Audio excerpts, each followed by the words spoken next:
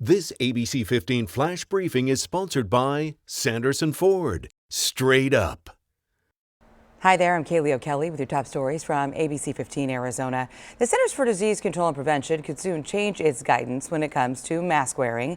The announcement comes as more than 84 million adults here in the U.S. are fully vaccinated. The director of the CDC says the agency is looking at outdoor masking, but only in the context of the fact that people are still dying of COVID.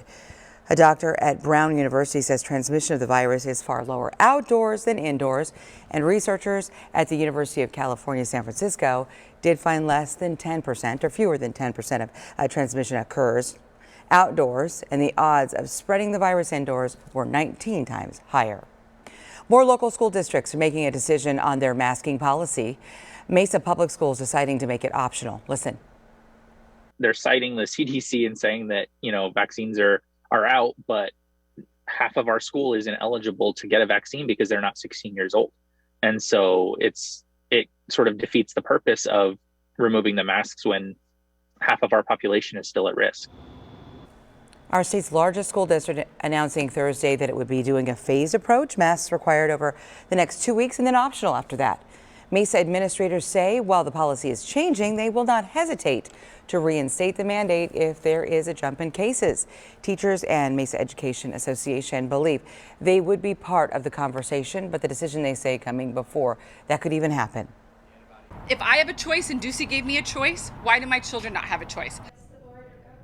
Parents speaking out at Peoria Unified School Board meeting Thursday, the board ultimately voting to keep current mitigation efforts, including masks, for the rest of the school year in place. The superintendent says the decision was based on recommendations from public health experts in the county.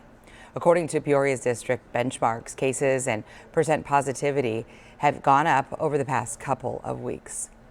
Today, an audit of the Maricopa County ballots from last November will begin. It has been more than 170 days since voters were at the polls, but last night a new challenge issued to process by the Arizona Democratic Party, who is now suing to block the recount of ballots. Election experts across our state and the nation are raising red flags about details we still don't know about this audit, including where private funds said to cover the remaining costs are coming from, and whether the teams handling your votes during the recount process will be bipartisan. Our data analyst, Garrett Archer, going inside the audit location and weighing in. The fact of the matter is this is a technology company and several other forensic companies, but they are not elections companies.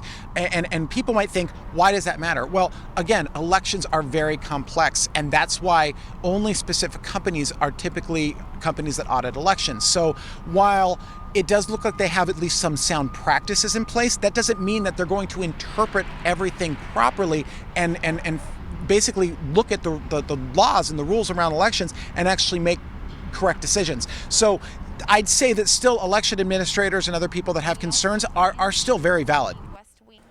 Well, those behind this audit are telling us starting today, no members of the media will be allowed inside to capture or report on this process independently. They are streaming the process online, though. Taking on immigration with a new 71-page bill.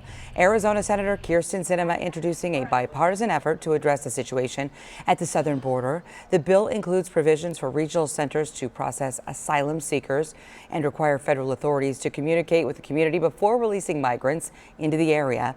And the bill comes days after Governor Doug Ducey declared an emergency and deployed 250 National Guard members to the border. Time to have that most accurate forecast. It's going to be a little warmer today. Highs will reach the mid-80s. Good morning. I'm meteorologist Iris Hermosillo. 86 for a high here in the valley. Highs will reach the 60s and 70s across northern Arizona. So again, temperatures are trending up a little bit. Breeze is kicking up across the state today too, although they're still not going to be too strong. Gusts near 20 miles an hour here in the valley. Gusts near 30 miles an hour in northern Arizona. So breezy today and then breezy through the weekend, especially up north. And on Sunday, we've got fire weather watches across northern Arizona that will be in effect because of the stronger winds and the very low relative humidity. These winds are kicking up ahead of our next storm. We'll see high pressure through the weekend. That's what's heating things up. But then we've got a storm system coming in from the northwest. That one will bring better moisture with it and a better chance for valley rain and some high country snow too as it moves through Monday and Tuesday. A big cool down too early next week, but then a big warm up right behind it. A high of 86 today, low 90s through the weekend, 70s Monday. For the latest headlines, weather, and traffic, head to abc15.com or download our free mobile app. Make it a great day.